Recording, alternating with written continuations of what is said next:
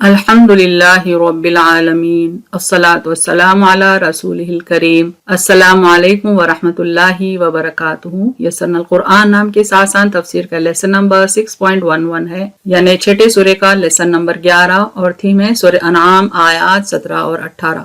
औज़ु बिल्लाहि मिनश शैतानिर रजीम। बिस्मिल्लाहिर रहमानिर रहीम।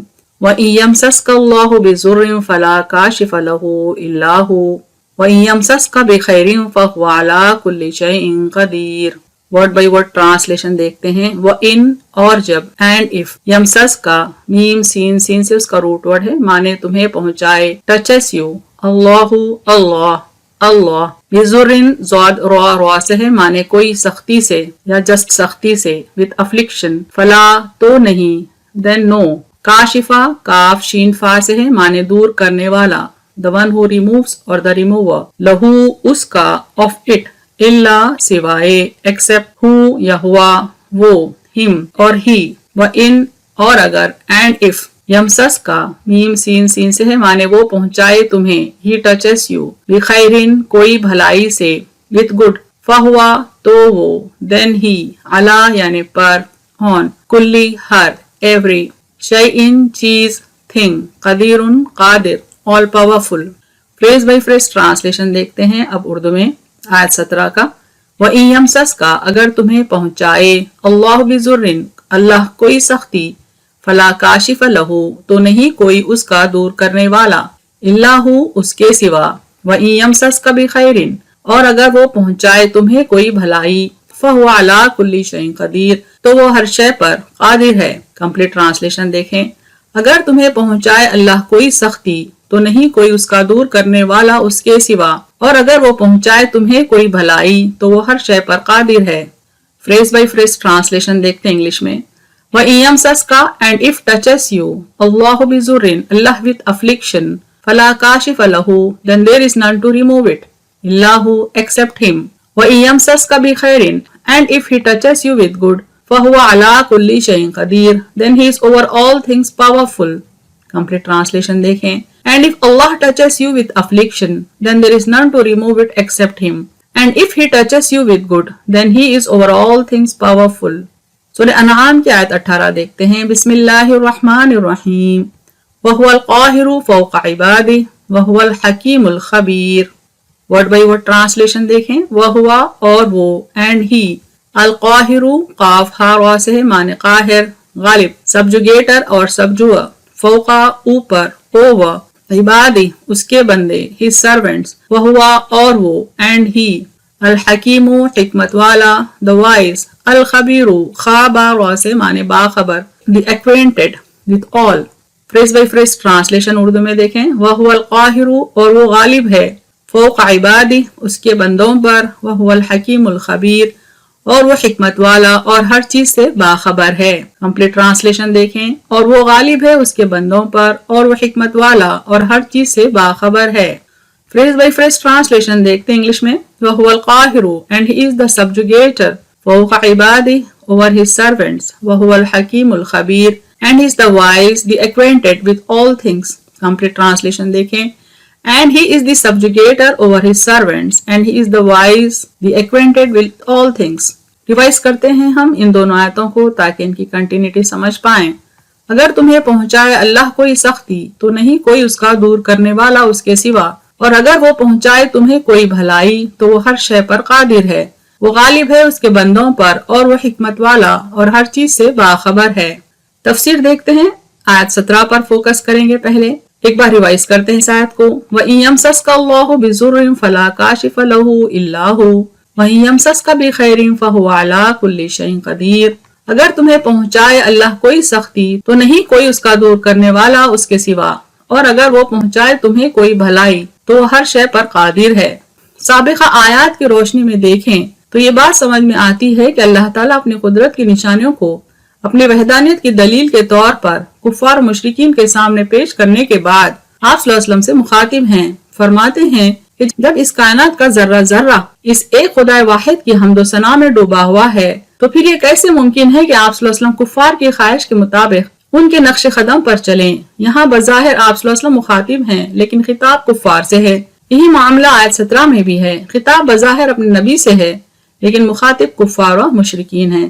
یعنی سابقہ آیات پر ایک بار ہم روشنی ڈالیں تو یہ بات سمجھ میں آتی ہے کہ اللہ نے اپنی قدرت کی بے شمار نشانیوں کا تذکرہ کیا ہے. ہر نشانی یہ چیخ چیخ کر کہہ رہی ہے کہ اللہ واحد ہے اور ہر چیز زمین و آسمان کے اللہ کی حمد و ثنا میں ہے. یہ بات جانتے ہوئے بھی کیا یہ ممکن ہے کہ ہمارے نبی محمد صلی اللہ علیہ وسلم اللہ کو چھوڑ کر کسی اور کی بندگی کریں؟ یہ بالکل ممکن نہیں. دراصل ایک سوال ہے پچھلی آیات میں جو اللہ نے بظاہر اپنے نبی مکرم سے کیا لیکن یہ انڈائریکٹلی کفار سے سوال ہے. یہی معاملہ اس آیت میں بھی ہے.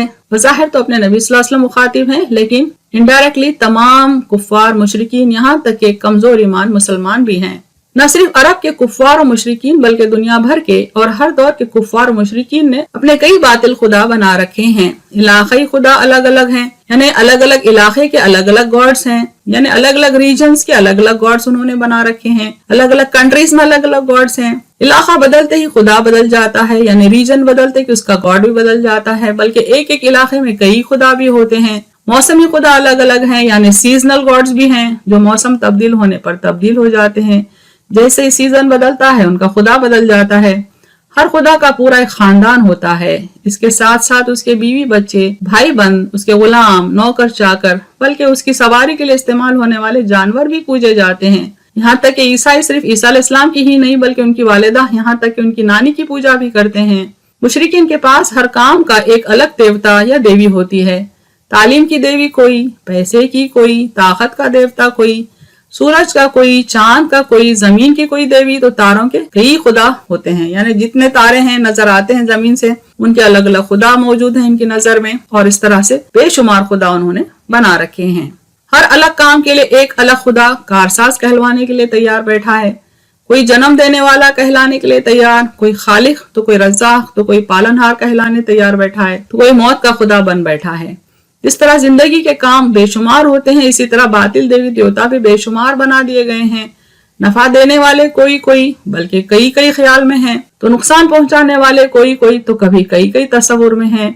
33 کروڑ دیوی دیوتا تو صرف ہندوستان میں پوجے جاتے ہیں. ہر دن ایک نیا خدا بھی کسی نہ کسی انسان کی شکل میں پیدا ہو ہی جاتا ہے اور اعلان بھی کر دیتا ہے کہ وہ فلاں کا ہوتا ہے وغیرہ وغیرہ. یعنی ہندوستانی سماج میں یہ معمول بھی ہے کہ ہر دن کوئی نہ کوئی انسان اپنے آپ کو دیوتا کہہ کر ڈکلیئر کر دیتا ہے اور اعلان کر دیتا ہے کہ وہ فلاں خدا کا اوتار ہے. اور اس قوم کی اکثریت آنکھ بند کر کے اس کے آگے جھک جاتی ہے. یہی حال دنیا کی ہر مشرک قوم کا ہے. بے شمار خدا ہر مشرک قوم پوجتی ہوئی آئی ہے. زمانے کے ساتھ ان کے دیوی دیوتا بھی بدل جاتے ہیں. کبھی ان سے منسلک قصے کہانیاں بھی بدل جاتے ہیں. یعنی جیسا جیسا وقت آگے بڑھتے جاتا ہے ویسا دیوی دیوتاؤں کی سگنیفیکنس میں بھی کمی زیادتی ان کی نظر میں ہو جاتی ہے. عموماً دیوی دیوتاؤں کے متعلق فحش قصے بھی جوڑ دیے جاتے ہیں تاکہ ان کو ماننے والے اپنے فحش کاموں کے لیے اپنے آپ کو حق بجانب سمجھیں. یعنی بے شمار غلط قسم کے فحش قسم کے قصے بھی یہ لوگ اپنے ہولی بکس میں ایڈ کر رکھے ہیں، اس طرح سے وہ اپنے غلط کاموں کے لیے جواز پیدا کر سکیں. کبھی کبھی سوچ اتنی نیچ ہو جاتی ہے کہ شرمگاہوں کی پوجا بھی کرنا مقدس کام سمجھا جاتا ہے. یہاں تک کہ یہود نے بھی ان کے نقش قدم پر چلتے ہوئے معصوم انبیاء کرام علیہ السلام کی پاکیزہ زندگیوں کو اور ان کے پاک اور مقدس ہستیوں کو ناپاک قرار دینے کی کوشش کی تاکہ ان کے گناہوں کے لیے یعنی یہودیوں کے گناہوں کے لیے جواز پیدا ہو سکے. تو عیسائیوں نے مبالغہ آرائی کرتے ہوئے عیسیٰ علیہ السلام کو خدا کا بیٹا بنا کر ان کو اپنے گناہوں کی پاداش میں سولی پر چڑھا دیا اور سمجھنے لگے کہ عیسیٰ علیہ السلام سولی پر چڑھ کر تمام عیسائیوں کو ان کے گناہوں کے عذاب سے بچا لیے. یعنی ایسی باتیں انہوں نے اپنی مذہبی کتابوں میں ایڈ کر دی تاکہ اپنے تمام گناہوں کے لیے کوئی نہ کوئی جواز پیدا ہوتا رہے. بہرحال دور قدیم سے لے کر آج تک بھی انسانوں کی اکثریت نے حق سے منہ موڑا، دنیا پرستی کی، آخرت سے انکار کیا، اپنے نفس کے ہو رہے، تو کبھی شیطان کو اپنا دوست بنایا اور اس کے نقش قدم پر چل پڑے. انسانوں میں ایک گروہ ایسا بھی ہے جو بظاہر اللہ کی وحدانیت کا اقرار کرتا ہے لیکن زندگی کے تقریباً تمام معاملات میں کسی نہ کسی اور سے امید لگائے ہوئے رہتا ہے اور اللہ سے امید نہ دارت. یعنی ہم میں ایسے بھی ہیں، ایسا گروپ بھی ہے جو اللہ کی وحدانیت کا اقرار کرتا ہے زبانی، لیکن عملی طور پر اللہ سے امید کم رہتی ہے لیکن غیر اللہ سے امید زیادہ رہتی ہے. بلکہ بعض معاملات میں تو اللہ سے بالکل امید بھی نہیں رکھتے.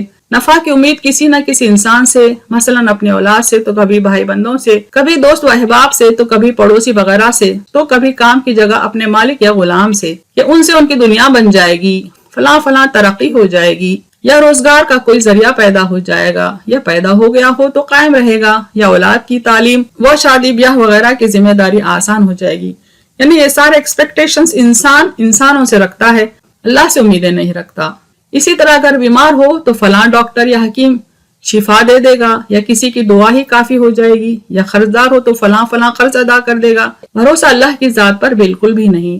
اسی طرح اگر بیمار ہو تو فلاں ڈاکٹر یا حکیم شفا دے دے گا، یہ سوچ ہوتی ہے، یہ امید رہتی ہے، یا کسی کی دعا ہی کافی ہو جائے گی، یا قرضدار ہو تو فلاں فلاں قرض ادا کر دے گا. بھروسہ اللہ کی ذات پر بالکل بھی نہیں. بس ایک نہ ختم ہونے والا لامتناہی سلسلہ ہے جس میں ایک مسلمان بھی عموماً گرفتار رہتا ہے.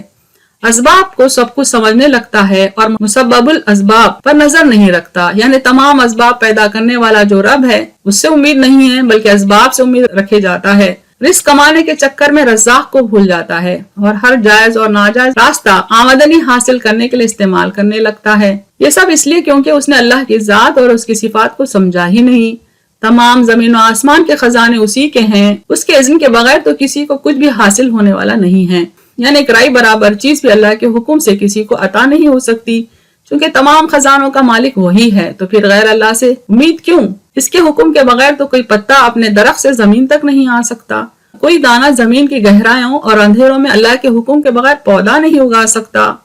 جیسا کہ سورہ انعام آیت 59 میں اللہ تعالیٰ فرماتے ہیں، اور اسی کے پاس غیب کی کنجیاں ہیں جنہیں اس کے سوا کوئی نہیں جانتا. جو کچھ خشکی اور تری میں ہے وہ سب جانتا ہے. یعنی زمین میں جو کچھ ہے، سمندروں میں، دریاؤں میں جو کچھ ہے وہ جانتا ہے. اور کوئی پتا نہیں گرتا مگر اسے بھی جانتا ہے، اور کوئی دانہ زمین کے تاریک حصوں میں نہیں پڑتا، اور نہ کوئی تر اور خشک چیز ہے مگر یہ سب کچھ کتاب روشن میں ہے. اگر انسان خاص طور پر مسلمان ان باتوں کو سمجھ لیتا تو ہر خوشی اور غم میں اللہ کو ضرور یاد رکھتا اور اس کے فیصلوں پر شاکر و صابر رہتا. وہ ضرور سمجھتا کہ ڈاکٹر اور حکیم، دعا اور دوا تو صرف اسباب ہیں، نفع و نقصان کا فیصلہ صادر کرنے والا تو سوائے اللہ کے کوئی نہیں. اولاد اور بھائی بند، مال و دولت تو صرف اسباب ہیں، نفع و نقصان، خوشی اور غم تو اللہ کے حکم کے محتاج ہیں. جب اللہ چاہے چلے آئیں، وہ جب چاہے چلے جائیں. مومن بندے کا کام تو مصیبت کے وقت صبر کرنا اور خوشی کے موقع پر شکر کرنا ہے، اور ہر حال میں اللہ کے فیصلوں سے مطمئن رہنا ہے. یعنی ایک مومن بندے کا ایک کام ہے کہ اسباب پر یقین نہ کرے بلکہ اللہ کی ذات پر یقین کرے. وہ جب چاہے ہمارے لیے اسباب ضرور پیدا کر سکتا ہے، ہر غم سے ہم کو نکال سکتا ہے، ہر مصیبت سے، ہر پریشانی سے ہم کو نکال سکتا ہے. ان باتوں کا ذکر قرآن کے دوسرے مقامات پر بھی آیا ہے. ایک بار ہم ان آیات کو یہاں ریفر کرتے ہیں. سورہ فاطر کی آیت ہے، اللہ بندوں کے لیے جو رحمت کھولتا ہے اسے کوئی بند نہیں کر سکتا، اور جسے وہ بند کر دے تو اس کے بعد کوئی کھولنے والا نہیں، اور وہ زبردست حکمت والا ہے. اسی طرح سورہ یونس میں اللہ تعالیٰ فرماتے ہیں، وَيَمْسَسْكَ اللَّهُ بِضُرٍّ فَلَا كَاشِفَ لَهُ إِلَّا هُوَ وَإِن يُرِدْكَ بِخَيْرٍ فَلَا رَادَّ لِفَضْلِهِ يُصِيبُ بِهِ مَن يَشَاءُ مِنْ عِبَادِهِ وَهُوَ الْغَفُورُ الرَّحِيمُ. اور اگر اللہ تمہیں کوئی تکلیف پہنچائے تو اس کے سوا اسے ہٹانے والا کوئی نہیں، اور اگر تمہیں کوئی بھلائی پہنچانا چاہے تو کوئی اس کے فضل کو پھیرنے والا نہیں. اپنے بندوں میں سے جسے چاہتا ہے اپنا فضل پہنچاتا ہے، اور وہی بخشنے والا مہربان ہے. سورہ انعام میں ایک جگہ اللہ تعالیٰ مشرکین کا ذکر کرتا ہے کہ جب مصیبت آتی ہے تو خالص اللہ ہی کو پکارتے ہیں، اور جب اللہ کو تکلیف کو دور کرتا ہے تو پھر شرک کرنے لگتے ہیں. دیکھیں اس کا ذکر آیا ہے، پھر اگر وہ چاہتا ہے تو اس مصیبت کو دور کر دیتا ہے جس کے لیے اسے پکارتے ہو. سورہ نمل میں ذکر آتا ہے، وَمَن يُجِيبُ الْمُضْطَرَّ إِذَا دَعَاهُ وَيَكْشِفُ السُّوءَ. کون ہے جو اللہ کے سوا مجبور کی دعا سننے والا اور مصیبت دور کرنے والا ہے.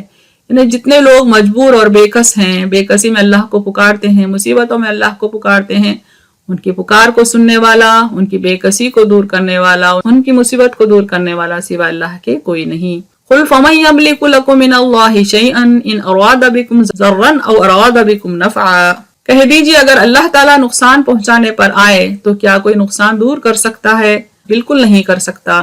اسی طرح سورہ رعد میں فرماتے ہیں، پھر کیا تم نے اللہ کے سوا ان چیزوں کو معبود نہیں بنا رکھا جو اپنے نفسوں کے نفع اور نقصان کے بھی مالک نہیں. یعنی چاہے انسان ہو، شیاطین ہو، جنات ہو یا کوئی اور مخلوق ہو، کوئی اپنے آپ کو نہ نفع پہنچا سکتا ہے نہ نقصان جب تک کہ اللہ نہ چاہے. تو وہ ہم جیسے بندوں کو کہاں سے نفع یا نقصان پہنچائیں گے؟ ہمارا مالک، خالق اور ہمارے لیے فیصلہ کرنے والا صرف اور صرف اللہ ہی ہے. ایک حدیث دیکھتے ہیں سلسلے میں.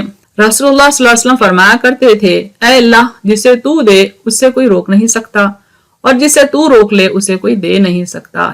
सूरह नाम आयत 18 की तफसीर देखें, एक बार हम इसको रिवाइज करते हैं। वहुवल काहिरु फौका इबादिही वहुवल हकीमुल खबीर, और वो गालिब है उसके बंदों पर और वो हिकमत वाला और हर चीज से बाखबर है। अपनी मखलूक के नफा व नुकसान पर अल्लाह खादिर होने की वजूहात कई हैं। उनमें से एक वजह ये भी है कि वो उन पर पूरी तरह काहिर व गालिब है। सबकी गर्दनें उसके सामने पस्त हैं, सब बड़े उसके सामने छोटे हैं, हर चीज उसके कब्जे और कुदरत में है। तमाम मखलूक उसकी ताबेदार है। उसके जलाल, उसकी किब्रियाई, उसकी अजमत, उसकी बुलंदी, उसकी कुदरत तमाम चीजों पर गालिब है। हर एक काम का मालिक वही है, हुकुम उसी का चलता है। हकीकी शहंशाह और कामिल कुदरत वाला वही है। अपने तमाम कामों में वो बाहिकमत है। वो हर छोटी बड़ी छुपी खुली चीज से बाखबर है। वो जिसे जो दे वो भी उसकी बेपनाह हिकमत से है और जिससे जो रोक ले वो भी उसके लामहदूद इल्म व हिकमत से है। अहम नुकात देखें इस तफसीर के। इन आयत में खिताब कुफ्फार और मुशरिकीन से भी है और उन मुसलमानों से भी जो दावा तो अल्लाह के वहदानियत पर ईमान रखने का करते हैं लेकिन अल्लाह की जात पर भरोसा कम और असबाब पर भरोसा ज्यादा करते हैं। जब जमीन और तमाम आसमान के तमाम खजानों का मालिक अल्लाह के सिवा कोई है ही नहीं तो किसकी मजाल है कि उसके हुक्म के बगैर हमारा दामन भर दे, हमारी भूख मिटा दे या हमारी कोई एक जरूरत भी पूरी कर दे। जब वो हमारे साथ सख्ती करना चाहे तो किसकी मजाल है कि वो उसको रोके। इसी तरह जब अल्लाह हम पर अपना फजल उतारना चाहे, हमारे साथ भलाई करना चाहे तो कौन है जो रुकावट बन सके। वो अपने हर फैसले को साबिर करने काहिर व गालिब है और उसके तमाम फैसले उसके लामुतनाही इल्म, हिकमत और बारीक बीनी पर मुनहसर होते हैं। वाखिरु दावाना अनिल हम्दुलिल्लाहि रब्बिल आलमीन।